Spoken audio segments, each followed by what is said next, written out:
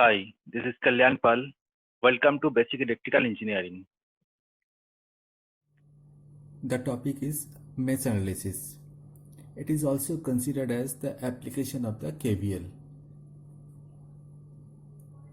Now here we will consider the current flowing through each mesh, and hence the mesh analysis is also called as the mesh current method. Before we discuss further, the mesh means it is the smallest closed path of a circuit which should not have any other branches within it, that we have already discussed earlier. Now, like nodal analysis, here also we have to follow some steps to use the mesh analysis. So let's see the steps. The first step is identify the number of meshes in the given circuit and label the mesh currents either in clockwise or in anti-clockwise. So in first step, we have to identify the number of meshes in the given circuit, and then we have to assume individual loop currents for individual mesh. And here we can take the direction of the current either clockwise or anti-clockwise. The second step is observe the amount of current through each element in terms of the mesh currents. We have already identified the number of meshes, we have taken some mesh currents, and now we have to observe the amount of current that will be flowing through each element which is a part of either of the meshes. Then in step number 3, apply the KVL in individual mesh and write the mesh equations. And then in step number 4, we have to solve these equations and we have to find the mesh currents. So these are the steps. If I repeat the steps again, so first of all, we have to identify the number of meshes in the given circuit. We have to label the mesh currents either in clockwise or in anti-clockwise direction. Then in terms of the mesh current, we have to write the branch currents, and then we have to apply the KVL in individual mesh and write the mesh equations. And finally, you have to solve the equations and calculate the mesh currents. Then we can find the current flowing through any element or the voltage across any element in terms of the mesh currents. Now to explain the mesh analysis, consider the circuit. Here I have taken a simple circuit with 2 voltage sources and 3 resistance R1, R2 and R3. So in the first step, we have to identify the number of meshes. Here we have only 2 meshes. This is mesh number 1 and this is mesh number 2. So we assume some mesh current, let's say I1 and I2. Here I have taken the current direction clockwise.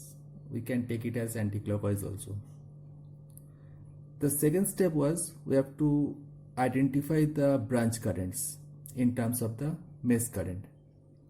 So if we see, the current I1 is flowing through ABCD loop. So definitely the current in R1 will be I1 and that will be from A to B.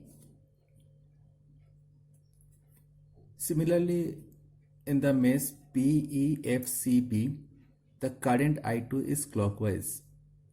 So the current through R2 resistance will also be I2 and it will be from B to E. Now in the third branch, that is the R3 resistance. R3 resistance is the part of 2 meshes. So if we consider the first mesh, the current here will be I1 and that will be from B to C. But if we consider the second mesh, the current will be I2 and it will be from C to B. Therefore, the current in R3 will be equal to I1 minus I2. Initially, I have considered I1 is greater than I2. That's why the current in R3 resistance will be from B to C and it will be I1 minus I2. Now we have to apply the KVL in individual mesh. So first in mesh A, B, C, D, A, if we apply the KVL, it will be minus I1 R1 because we are going in the direction of the current. So there will be a loss in potential, that's why it is minus. From B to C, again we are going in the direction of the current. So again there will be a loss in potential. It is R3 into I1 minus I2. Then from C to D and then from D to A. So we are going from negative to positive terminal of the voltage source. Plus V1 is equal to 0. Apply KVL in second mesh, that is B, E, F, C, B. Starting from point B, we are going in the direction of the current. So it will be minus I2 R2. From E to F, we are going from positive to negative terminal of the voltage source. So it will be minus V2. From F to C and then from C to B. Now from C to B, we are going in the opposite direction of the current that we have assumed earlier. So here it will be taken as the gain in potential means plus R3 into I1 minus I2 is equal to 0. Now solve these two equations and find the variable, that is I1 and I2. So once we calculate the value of I1 and I2, then we can easily find the current in any branches, or we can find the potential across any branch. Suppose there is a circuit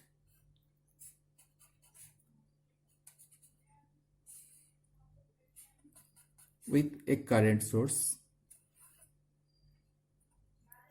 in one side of a branch. It is V1, R1, R2, R3, and let's say this is current I. So in this type of circuit, we consider the mesh. There are also two meshes, that is A, B, C, D and B, E, F, C. So in first mesh, we assume the current is I1. And in the second mesh, this is the direction of the current from the current source upward. It is E, B, C, F, E. So for the second mesh, the loop current will be equal to the value of the current source, that is I.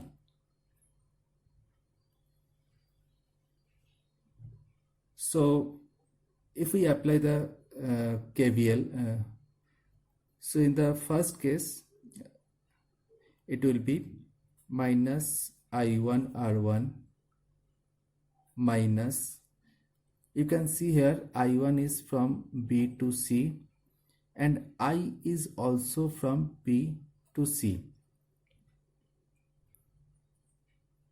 So that current in R2 resistance is the summation of these two currents, but it is in the direction of the current, so it will be again negative R2 into I1 plus I2. Then from C to D and then from D to A, so it will be plus V1 equal to 0. Here we need not to apply the KVL in second mesh because we already know the value of the mesh current. It is equal to the value of the current source. So by using this single equation, we can find the value of I1.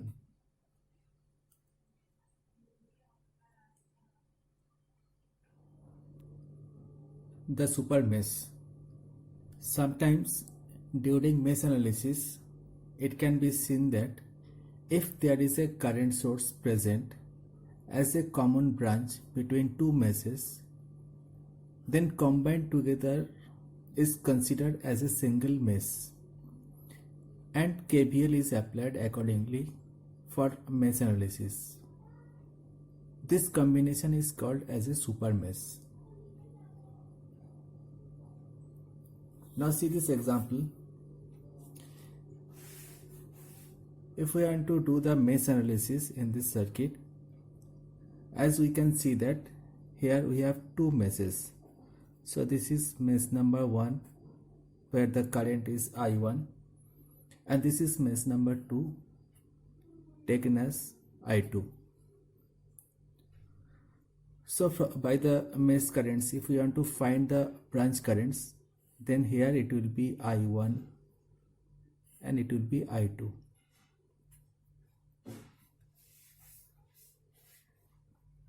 In the middle branch, we can see that there is a current source, and if we consider I1 and I2, we can see that the I1 is downward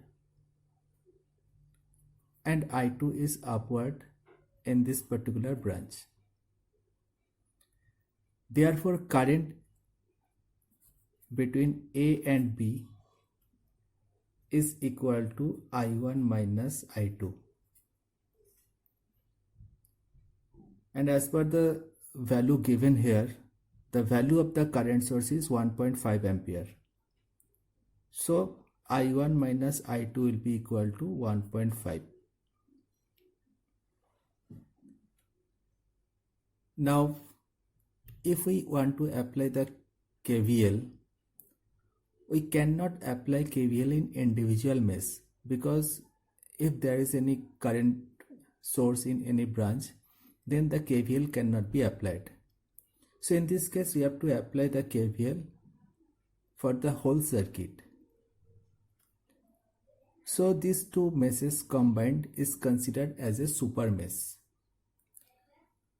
So in this super mesh, if we apply the KVL, it will be 12 minus 9I1 minus 3I2 minus 6I2 is equal to 0. So this is equation number 2 and it is equation number 1. So this is the concept of the super mesh, and sometimes in mesh analysis the circuit may have super mesh, so you have to follow this concept. After solving the equations 1 and 2, we can find the current I1 and I2.